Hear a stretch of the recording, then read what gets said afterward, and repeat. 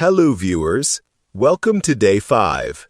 By now, you have proven that you possess the raw willpower to fight the cravings, sit through the boredom, and create at a deep level. You have won the short-term battles. But relying entirely on internal willpower is a trap. Willpower is a biological battery. It depletes with every decision you make, every stressor you encounter, and every hour that passes. If your environment is constantly screaming for your attention, you will eventually lose. Today, we stop relying on willpower. Today, we design an environment where distraction is physically impossible. Welcome to environmental architecture. The secret to effortless discipline isn't having a stronger mind. It is having a better room.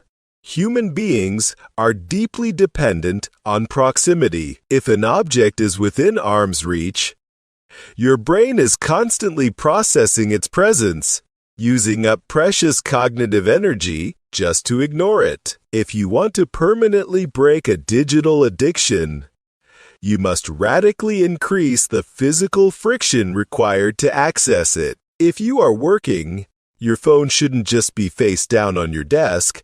It should be turned off and placed in an entirely separate room. Force yourself to walk through a door just to check a notification. Make your bad habits inconvenient and watch your focus skyrocket. Your physical environment is only half the battle. Your digital habitat is the other. Most tech companies spend billions of dollars engineering interfaces designed to hijack your dopamine pathways with bright colors, infinite feeds, and red notification badges. You must strip away their leverage. Turn your devices to grayscale. A gray screen robs social media algorithms of their visual reward mechanism, making scrolling feel instantly unappealing. Delete every application that does not actively serve your output. Your digital screen should not be an amusement park. It should be a cold, functional tool room. Every evening, before you close your eyes, you must perform the clean slate ritual.